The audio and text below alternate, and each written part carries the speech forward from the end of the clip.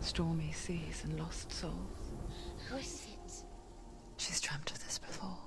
It's coming. What is it? Is it? They say dreams are visions of our memories, thoughts and fears, as seen by our inner eye.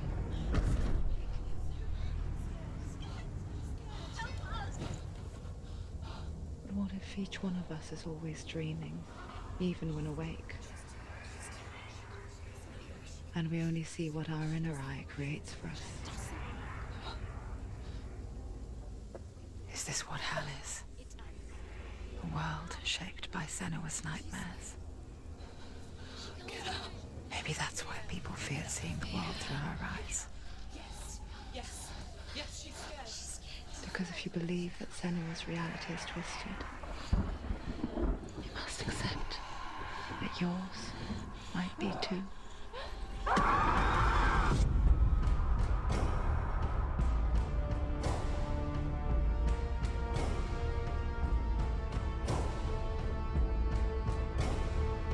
Hellblade: Senua's Sacrifice is a video game about Senua, a Celtic warrior on a vision quest into Viking territory.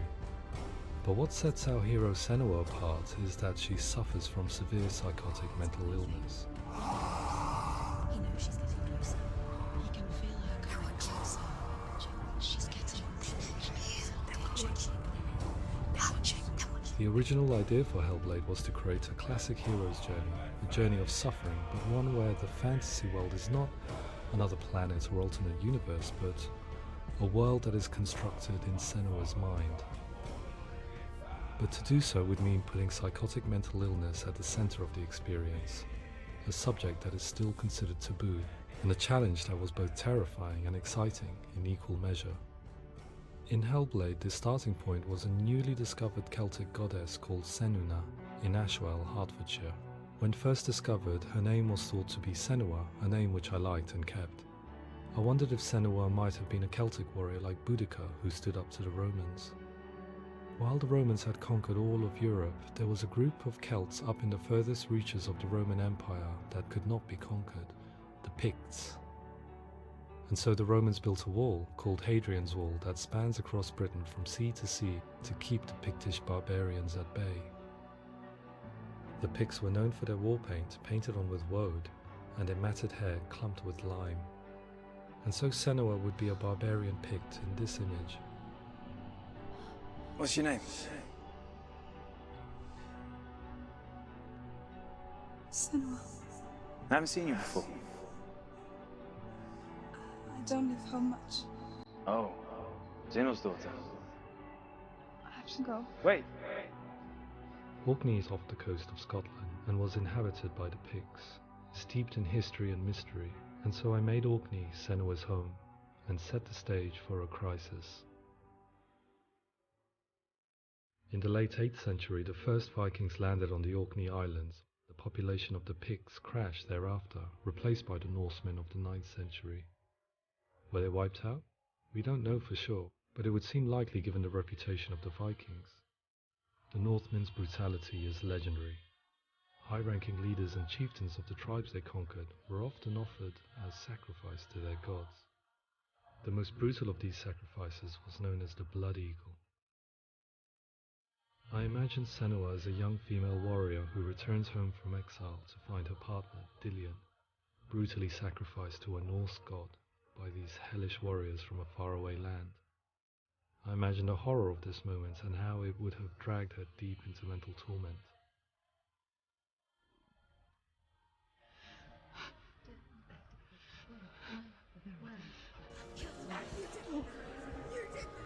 No!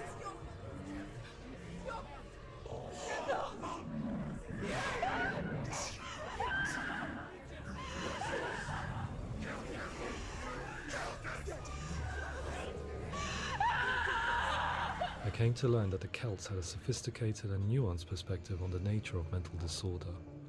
One term they used was Gelt. A Gelt is a man or woman who has been driven mad by a curse, battle trauma, or grief. The Gelt would take to a life in the woods in search of penance, punishment, and purgation. And so Senua became a Gelt, cursed by darkness, looking for redemption in the wilds. Another word the Celts used in reference to mental disorders was druth, meaning fool, or Liar. one who utters the words of God. They tell of the mad sinner who flees battle into exile and takes on a beastly nature, growing feathers on his body. The character called Druth in Hellblade is based on a little-known person called Findan, an 8th century Irish Celt who was captured and enslaved by the Vikings, but eventually escaped to Orkney where he became a monk. I will tell you my stories of hell, if I may walk with you. Upon meeting Senua, it would be his stories that fuel her quest deep into their world of gods. The Northmen say the world will come to an end. The sun will grow black, the earth will sink into the sea, the stars will disappear, fire and water will meet, flames will play against the sky, the heavens and earth and all the world will be burned, all the gods will be dead, and the warriors of Valhalla and people everywhere. Senua, prepare yourself for Ragnarok, for it is nigh. So the stage was set for a new adventure, a journey into the Norse underworld called Hell, a vision quest fueled by madness and myth, a fantasy that was created by Senua's own mind, and one that we would experience through her eyes. This is your mission. This is your quest. There is nothing else left. To make a game about a warrior with psychotic mental illness as its central theme was fraught with danger. Mental illness, such as psychosis, is still taboo and rarely acknowledged in a century of cinema, never mind the new medium of games. Where it does feature, it often conflates psychosis and psychopathy associated with a lack of empathy. It is unfortunate that these two words sound so similar that they are used interchangeably in media. I must admit that I didn't have to look very far to discover my own ignorance of the subject. So we reached out to Paul Fletcher, psychiatrist and professor of health neuroscience at University of Cambridge. Psychosis is a descriptive term, and it refers to having a loss of contact with objective reality. So it's characterized by two main sets of symptoms. One of them is hallucinations, where somebody experiences perceptions when there is no actual objective thing out there to perceive. You're already dead. Who are you? And the other is delusions, where somebody comes to very often bizarre, unpleasant, frightening beliefs when there's no good evidence in favor of them. There's no doubt about it. The source of the darkness is in Helheim. And the goddess Hela holds his soul there. We reached out to Welcome, a biomedical research charity that spends billions on research and awareness programs aimed at improving health. Mental health hasn't always been presented in the media in a way that is particularly helpful. It can be challenging to engage people with the subject matter, and there are a lot of preconceived ideas about mental health, and particularly schizophrenia and psychosis. So we hope our support allows the team to continue to collaborate with Paul Fletcher and with those who have experience of psychosis to create a game that provides a fresh perspective on the condition and allows audiences to engage with it in a way that just wouldn't be possible in any other medium. What started out as a brief consultation convinced me that we were only scratching the surface of an immensely deep and interesting subject that could enrich and change the very nature of the game. That's cool. Thanks so much for coming here. Pleasure. Thanks. It's really interesting for me, and I'd love to be involved. It's fascinating. Absolutely. Our understanding of psychosis is still very much a mystery, and ways of treating it are still primitive compared to physical illness. After all, it is easy to see the pain and suffering caused by physical diseases or physical trauma. It is not so easy to see the mental suffering and trauma of severe mental illness. But what if we could find a way to see it? Games are capable of drawing you in for hours on end, playing the role of a character who is different from you, experiencing their perspective, and actively involving you in a world that functions with a different set of rules. Calls you to your death. It's an evil voice. If we were to represent Senua's psychosis, we would have to simulate voice hearing, a common attribute. But how can we simulate something we have no first-hand experience of? Professor Charles Fernyhough, a leading expert in voice hearing from Durham University, offered his help. Hearing voices is an experience that is usually associated with severe mental illness, and crucially we know that hearing voices is a part of ordinary life for many people who don't meet the criteria for mental illness. Yeah. Oh, that's not him in real life. We know voices vary according to where they appear in space. Voices can appear far away in the distance, they can appear right there in your ear, they can seem to be coming from inside your head. Based on the information Professor Fernie Ho provided, I put together a sound brief and invited some actors to the studio. We recorded the actors using a binaural microphone, which records the 3D spatial position of sound, replicating the way sound is heard by human ears. It gives you an incredible sense that the person you are listening to is right there beside you. Can't see that she's going.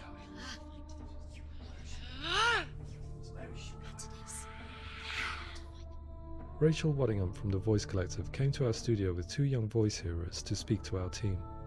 We talked at length about their experiences and they listened to our tests, giving us feedback on how we could improve on it. Everyone hates her.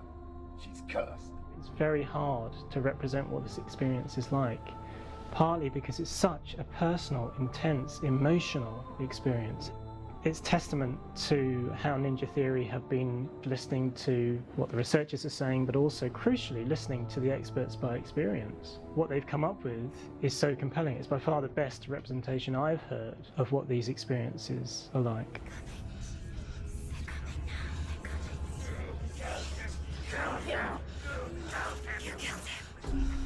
Other common attributes of psychosis are visions and flashbacks. We met with Recovery College East, who work with and care for people recovering from severe mental disorders. A group of service users gave us their first-hand account of what they experience. Sometimes when the visions or what we're seeing is too much, it becomes more difficult until eventually we perhaps don't see anything. The people we spoke to, the stories they told, were fascinating, harrowing and mind-boggling. The reality of what people experienced was vivid, far exceeding what I could possibly have imagined. We went away itching to represent some of these visions and flashbacks in the game. As we all know, my heart is so, love is so far away. Don't you know how I wanna feel deeper?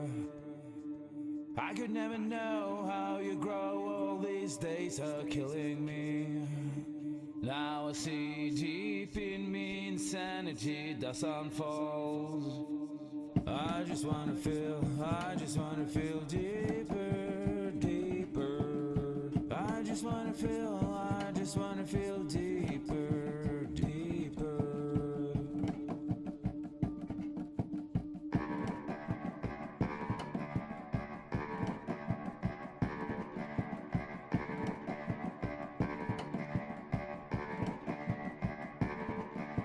As we all know, my heart is so, love is so far away. Don't you know how I wanna feel deeper? I could never know how you grow, all these days are killing me. Feel like this, read like this, I just wanna live, that's all. I just wanna feel deeper, deeper. I just wanna feel deeper, deeper.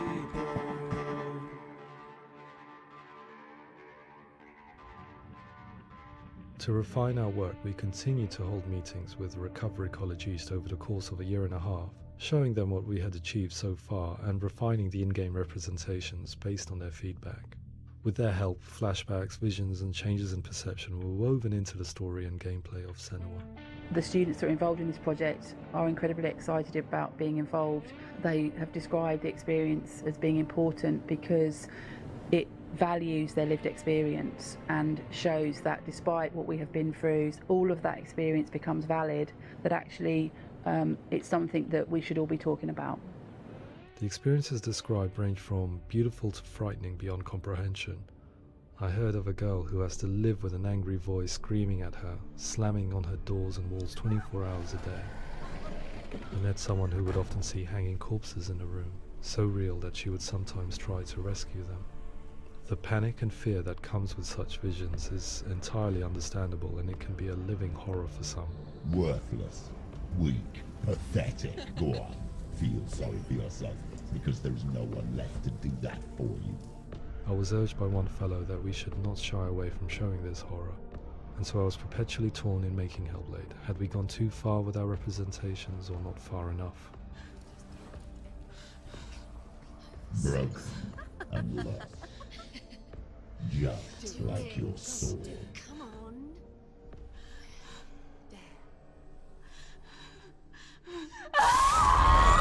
In some ways, voice hearing and visions were the low-hanging fruit, so to speak.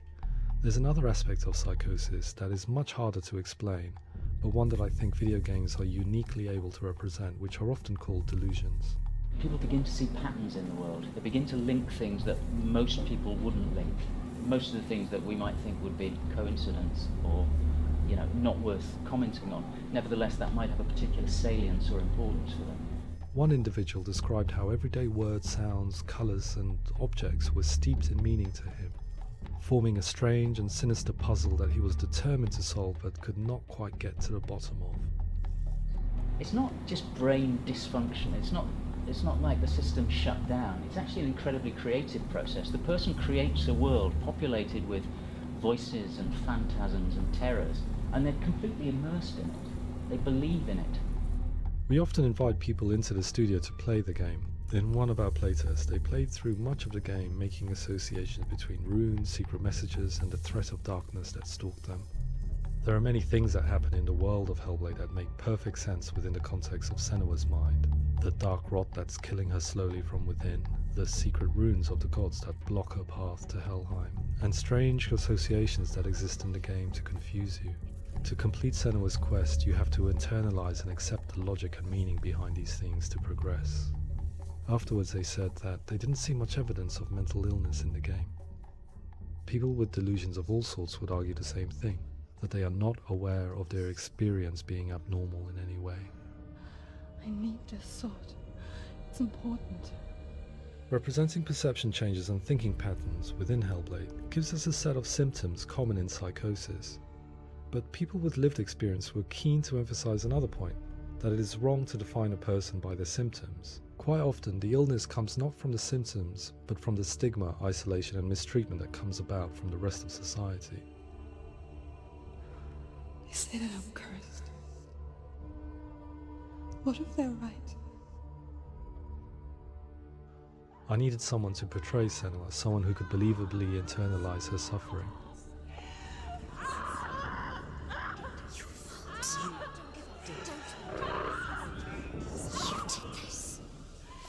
Melina Jurgens, our video editor, had been a stand-in for Senua over a few months while we perfected our motion capture techniques. Without realizing it, she had already auditioned for the role, and I knew her well enough to know that I didn't have to teach her to act, but to relive her own internal pain. As often is the case, those who have suffered mental anguish are never far from us.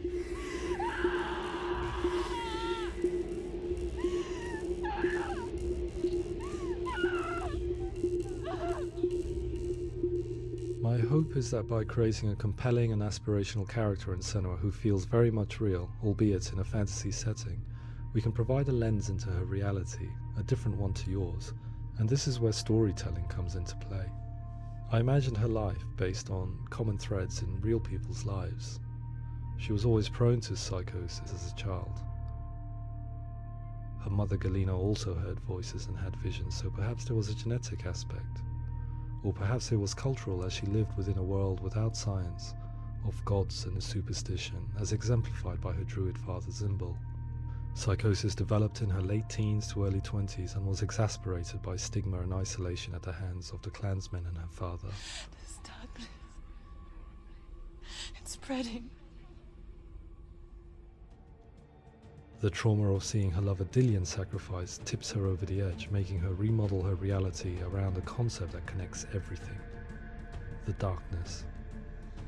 So the question, is what Senua experiences real? Can only be answered by saying, yes, it is real. It is her reality.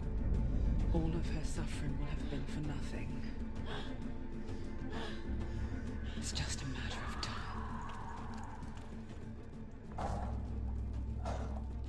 Towards the end of the project, service users and professionals that had collaborated with us were invited to see the near-final game. It was a chance to see if the game had reflected their views or if it had misrepresented them. For me, being involved in especially developing Senua's character has been really important, and being able to bring in my perspective and what I see and what I hear and having that built into the game has been a real privilege. It's gritty and it's meaty, and there are some tough subjects in there that are being tackled with honesty.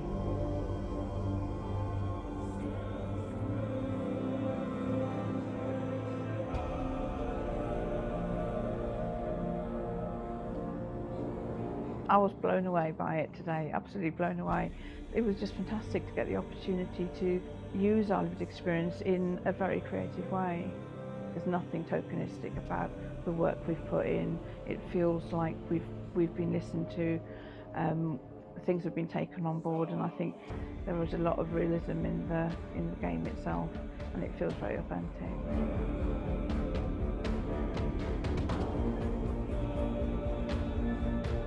Hellblade will give people a good experience of what it's like to hear voices and have those experiences. I'm glad that the guys at Ninja Theory kind of asked us to come along and help them build an experience that's positive when it comes out, and get myself a copy and have a go.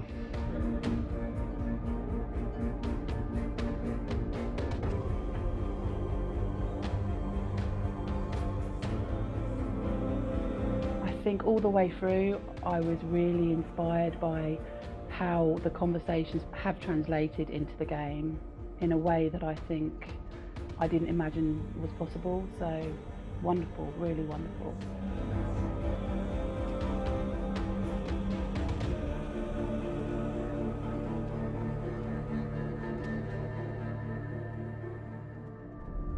I really hope that others will follow the lead they've set and use the power of something like a video game to change people's perceptions, to increase understanding, and ultimately to make some of the stigma around voice hearing and other experiences go away.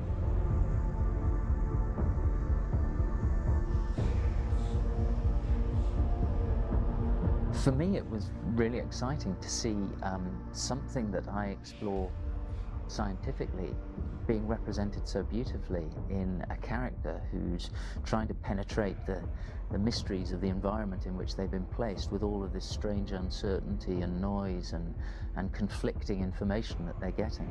I'm very excited by this way of trying to represent mental illness, because I think it actually might be offering us insights that we wouldn't get from pure scientific explorations, and actually giving us quite an empathic view of what it might be like.